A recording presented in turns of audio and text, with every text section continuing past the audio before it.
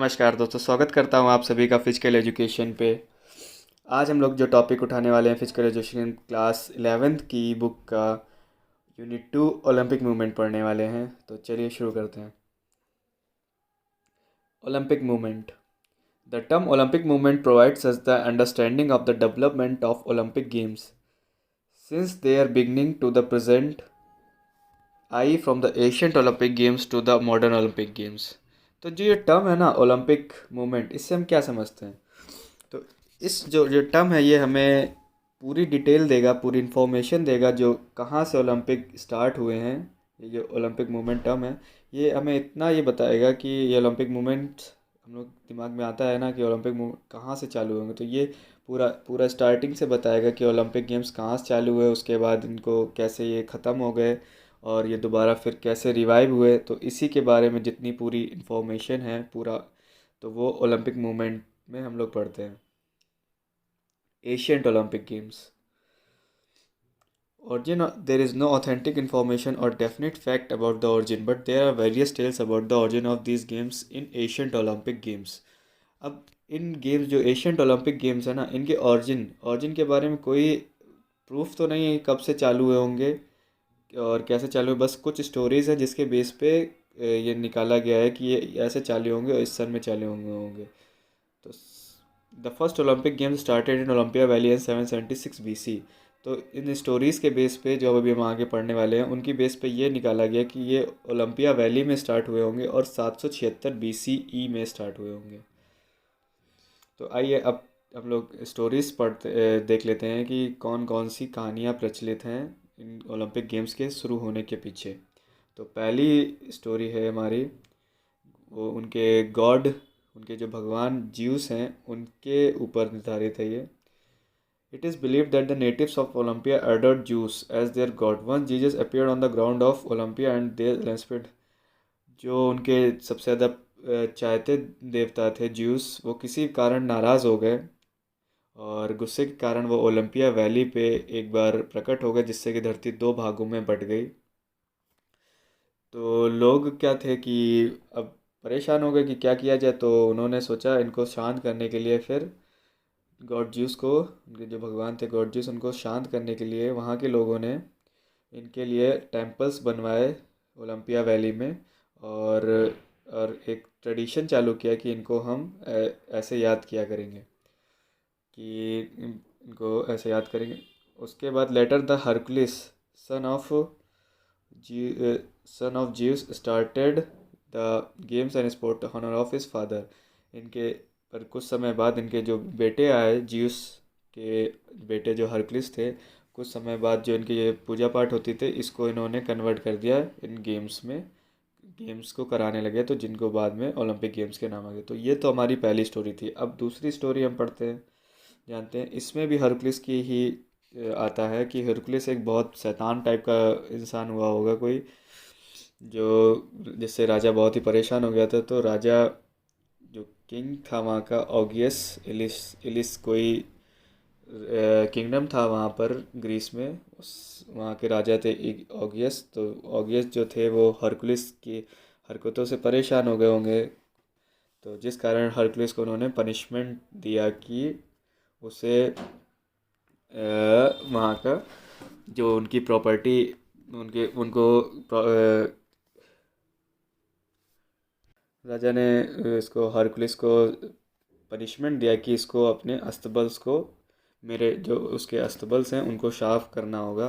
तो हरकुलिस था दिमागी टाइप, उसने हरकुलिस ने लगा दिया दिमाग, गया राजा के पास, कहता है मैं साफ़ तो कर दूंगा पर आपको मुझे अपनी प्रॉपर्टी का 10वां हिस्सा देना पड़ेगा। तो उस टाइम तो राजा ने हाँ बोल दिया, सोचा वो कर पाएगा नहीं, बोल देते हैं अपना, इसी में कम से कम इसके शैतानियों से तो राज्य को थोड़ा मुक्ति मिलेगी। पर ऐसा हुआ नहीं, हरक्लिस ने लगा दिया। Hercules succeeded in turning the flow of the Alpheus river toward the stables and automatically the stable became clean. अब हरक्लिस था थोड़ा दिमागी, तो उसने क्या किया, वहाँ से जो एक नदी गुजरती थी उसका बहाव बदल, उसका जो डायरेक्शन था फ्लो का उसको चेंज कर दिया और उसको डायरेक्शन को इनके इस अस्तबल की तरफ कर दिया। तो अस्तबल की तरफ से जब निकलने लगा तो वहाँ से वो सारा जितना गंदगी थी सारी बह गई, साफ़ हो गई। अब साफ़ होने के बाद राजा हरक्लिस पहुंचा राजा के पास।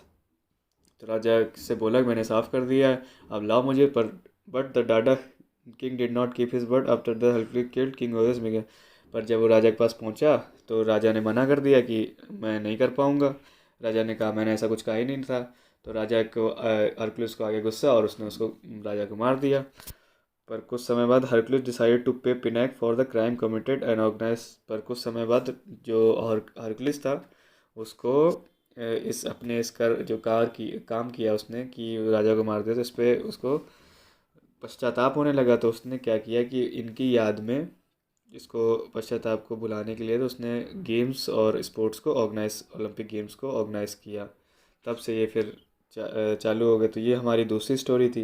अब हमारी तीसरी स्टोरी आती है जिसमें तीन लोगों का वर्णन ज़्यादा आता है, किंग ओनेमस, उसकी बेटी, और हिप्पो जो उसकी बेटी हिप्पोडेमिया एंड यंग फिलिप्स।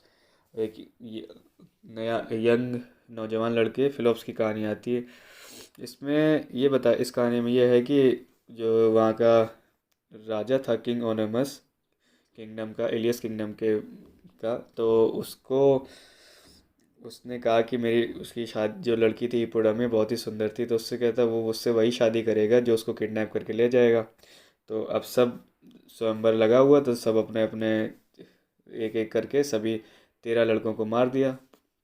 जब 13 लड़कों को मार जब राजा ने एक एक करके 13 लोग मार दिया, तो उनमें से फिर उसके बाद एक लड़का आया फिलोप्स, जो बहुत ही होशियार और चतुर था। तो उसने सोचा ऐसे तो किडनैप नहीं कर पाएंगे। तो उसने सबसे पहले क्या किया, राजा के का जो सारथी था जो उसको अपना दोस्त बनाया, और उससे दोस्त बनाने के बाद उसको गहरा दोस्त बना लिया। उसको वो कह दिया कि जब मैं बेटी को उनके राजा की बेटी को चुराने जाऊंगा तो तुम राजा की रथ का पहिए का वो निकाल देना, तो जिससे कि राजा मेरे तक पहुंच नहीं पाएंगे, मुझे मार नहीं पाएंगे, और मैं राजा की बेटी चुरा ले जाऊंगा। तो उसने ऐसे किया। जब उसने सारथी ने चुराया, सारथी ने राजा के पहिए उसका रथ का राजा के रथ का पहिए का वो स्क्रू निकाल दिया, तो वो पहिया निकल गया और राजा वहीं गिर के मर गया। और ये जाके अपना फिलहाल जाके हिप्पोडेमिया को किडनैप किया, हिप्पोडेमिया से शादी भी कर ली, और वो उस राज्य का राजा ही बन गया। तो उसी की याद में अपनी उस सक्सेस को करने के सेलिब्रेट करने के लिए उसने इन गेमों का आयोजन करना स्टार्ट कर दिया। तो ये तो थी तीसरी स्टोरी कि यहाँ से खेल चालू होंगे। अब चौथी स्टोरी है कि देवी और देवताओं में आपस में लड़ाई हो गई। जो वहाँ के गॉड थे, किंग, जो गॉड किंग, जैसे कि देवी देवता दो भागों में बट गए। एक एक तरफ हो गए, दो टीम थी, एक तरफ थी जियूस और दूसरी तरफ हो गए कोरियंस। एक जियूस हो गए ये, और दूसरे ये कोरियंस, ये दो भागों में बट गए। अब दोनों में आपस में लड़ाई हो गई। तो लड़ाई होने के बाद जब जीत गए कोरियन से, तो उन्होंने अपनी सक्सेस को सेलिब्रेट करने के लिए इन गेम्स का आयोजन किया। तो ये तो ऐसे चौथी स्टोरी है कि ऐसे गेम्स चालू होंगे। अब आता है, according to some historians Greece was divided into a small state which was called city state owing to mutual battle among these small state Olympic games organised. अब पांचवी ये है पर्सपेक्टिव, ये है कि बहुत से हिस्ट्रियंस ये मानते हैं कि उस टाइम जो टाइम है उस टाइम ओलंपिया बहुत सारे जो ग्रीस था वो छोटे छोटे सिटी स्टेट्स में बटा हुआ था, तो आपस में उनमें लड़ाई होती रहती थी। तो उन्हीं को ख़त्म करने के लिए ये गेम्स का आयोजन किया गया कि ये लोग किसी बहाने इसलिए बहाने अपने आप में ये आपस में नहीं लड़ेंगे, और ये गेम्स खेल के आपस में ऐसे कंपटीशन हो जाएगा और आपस में शांति बनाए रखेंगे। तो ये एक पांचवा पर्सपेक्टिव हो गया जो हिस्ट्रियंस मानते हैं। पर कुछ भी हो reason behind Whatsoever the reason behind the beginning of the Olympic Games, it is certain these games were organized first time beautiful valley near। पर कोई भी कारण हो, इतना तो पक्का हो गया था कि ये जो गेम्स हैं वो ओलंपिया वैली में ही फर्स्ट टाइम स्टार्ट हुए थे, जिसकी वजह से इनका नाम ओलंपिक गेम्स पड़ा। Rules of Asian Olympic games. अब हम जानते हैं कि क्या रूल्स होते थे इन ओलंपिक गेम्स में जो पार्टिसिपेट करना चाहता था। When the Olympic Games are organized in 77, certain rules were framed for competition for various sports which are given bronze plate। एक ब्रॉन्ज प्लेट पाई गई है वहीं ओलंपिया वैली में, जो ये कंपटीशन में जो भाग लेते थे उनके रूल्स लिखे हुए, उसी पे सारे रूल्स लिखे हुए पाए गए हैं कि क्या क्या रूल्स थे उस टाइम इन जो ओलंपिक गेम्स थे उन पे पार्टिसिपेट करने के लिए। तो उनका पहला रूल था the competitor must be a Greek completely from Hellenics and must be a physically fit. जो वहाँ का कॉम्पिटिटर था, जो कॉम्पिटिटर होना चाहिए वो ग्रीक का ही होना चाहिए और यूनानी जाति से ही होना चाहिए और वो फिजिकली फिट होना चाहिए। दूसरा था कि savage and punish person was not allowed to participate in this game. कोई भी जो जो क्या कहते हैं पनिश्ड पर्सन हो या फिर जिसको किसी तरह का पनिशमेंट मिला हो या सज़ा मिली हुई, तो वो इन गेमों में पार्टिसिपेट नहीं कर सकता था। The competitor had to state Olympia for 1 month before the beginning of Olympic games. अगर किसी को पार्टिसिपेट करना है तो उसको ओलंपिया वैली में 1 मंथ के लिए रहना पड़ता था। They had to take an oath that they had already taken training of 10 months in their state. और अगर उनको इसमें भाग लेना था तो उनको ये ओथ लेनी पड़ती थी कि वो 10 महीने से ट्रेनिंग लिए हैं अपने स्टेट में जो गेम में वो पार्टिसिपेट करना चाहते हैं। अब इसका पांचवा था कि women's are not allowed to participate in competition और सी द गेम। जो औरतें थीं उनको गेम्स ना खेलने के लिए ना खेलने दिया जाता था, ना उनको गेम्स देखने दिया जाता था।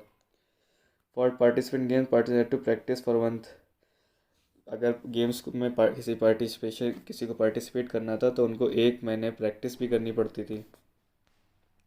Only amateur sports person could participate in these games not the professional. कोई भी प्रोफेशनल एथलीट वो नहीं पार्टिसिपेट कर सकता था इन गेम्स में। ओनली एमेचर जिनको कुछ नहीं आता था वही इन गेम्स में पार्टिसिपेट कर सकते थे। जो नए नवेले बिल्कुल होते हैं ना वही लोग कर सकते थे। कोई मतलब ये नहीं कि प्रोफेशनल, ये नहीं कि 4-5 साल से प्रैक्टिस कर रहा है उसके बाद आके इन गेम्स को जीतने के लिए।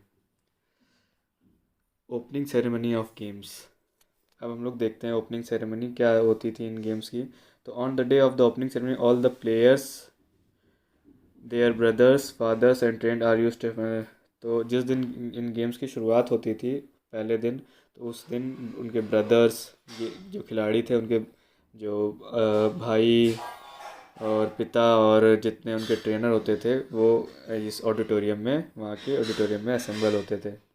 The expert of the sport I made them to take the oath that they would participate in the game. तो वहाँ के जो किसी भी वो जो स्पोर्ट होते थे उनमें पार्टिसिपेट करते थे, उसमें उनको ओथ दिलाई दी जाती थी, शपथ दिलाई जाती थी कि ये हम अपने गेम्स में कि हम पार्टिसिपेट कर रहे हैं। According to rules they had got in the training of 10 months after a pig was killed and offered to the god named Jesus। उस टाइम ये रूल था कि जो the training of 10 month after that, अब 10 महीने की training के बाद जो वहाँ के गॉड थे ज्यूस हरिकोस, उसके नाम पे एक सुअर को उनको भेंट किया जाता था मार के। After this ritual 1 by 1 all the players use to come out of the sport. जब ये सब कुछ हो जाता था, ये स्टार्टिंग इनकी इकट्ठा होना, उसके बाद ओथ लेना, ओथ लेने के बाद पिग को मारना, उसके बाद चौथा प्रदेश वन में ऑल प्लेयर्स, फिर सारे एक एक करके जो कितने खिलाड़ी थे सारे स्पोर्ट्स अरीना में एंट्री लेते थे। Exactly the same player were introduced to the spectator. One of the players was objection and were not allowed to participate in the competition। अब जब निकलते थे तो उनको, अब जब वहाँ अरीना में स्पोर्ट, तो सभी जो वहाँ के दर्शक थे वो वहाँ बैठे होते थे स्पोर्ट्स अरीना में। तो अगर किसी भी दर्शक को उनसे पहले तो इंट्रोड्यूस कराया जाता था, और अगर किसी भी दर्शक को एक भी अगर इंसान को उनसे किसी भी खिलाड़ी से प्रॉब्लम होती थी तो उसको उसमें पार्टिसिपेट नहीं करने दिया जाता था कोई भी। Rest of the player who face no objection against them. अगर अब जब उनके सामने खिलाड़ियों को जब प्रस्तुत कर दिया था तो उसके बाद अब जो खिलाड़ी जिनके कोई भी ऑब्जेक्शन, जिनके ऊपर किसी ने नहीं कहा कि ये नहीं खेल सकते, तो उनको उन गेम्स में खेलने दिया जाता था। Ancient Olympic event schedule. अब ओलंपिक का शेड्यूल हम देखेंगे। डे फर्स्ट में जो होता था हमारा, ओनली रिलीजियस फंक्शन वर परफॉर्म्ड।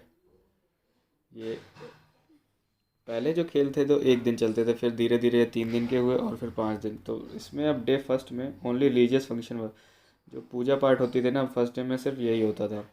दूसरा दिन जो होता था reserve for march past introduction and of the chariot race horse race. दूसरा दिन होता था इंट्रोडक्शन के लिए, चैरियट रेस के लिए, हॉर्स रेस के लिए, पेंटाथलॉन बस हेल्ड, और उस दिन पेंटाथलॉन भी। और डे 3 में रिचुअल्स ऑफ सेक्रीफाइस। तीसरे दिन वही वो जो सुअर का भेंट बलि चढ़ाई जाती थी उस दिन, तीसरे दिन में ये सेक्रीफाइस दिया जाता था।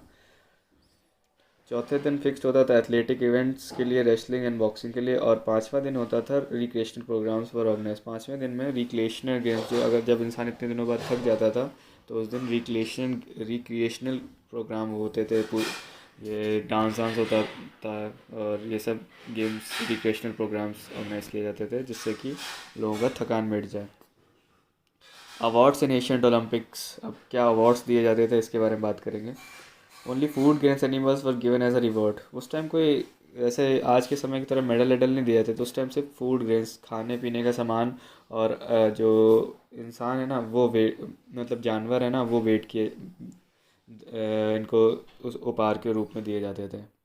After that a crown made of olive leaves was given to the. इसके बाद कुछ समय बाद ओलिव, जो कि वहाँ ग्रीस एथेंस का फेमस वहाँ का पत्तियाँ पेड़ होता है, ओलिव का पेड़, तो उन्हीं की पत्तियों का एक ताज बना के इन लोगों को, जो विनर्स होते थे, उनको दिया जाता था।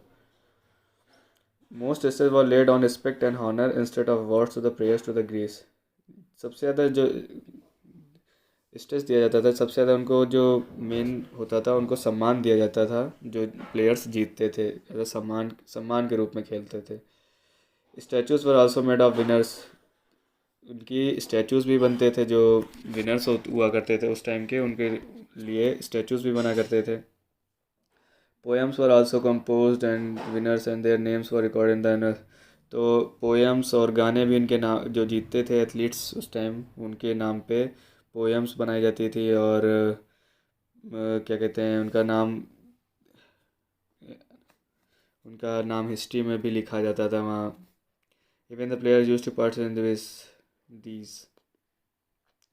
हमारा even players use to participate in these. हमारा लास्ट टॉपिक है डिक्लाइन ऑफ एशियंट ओलंपिक। अब इन खेलों का ख़त्म कैसे हुआ। The ancient Olympic was continue approx 12 centuries but in 394 C Theodosius stop the ancient Olympic games.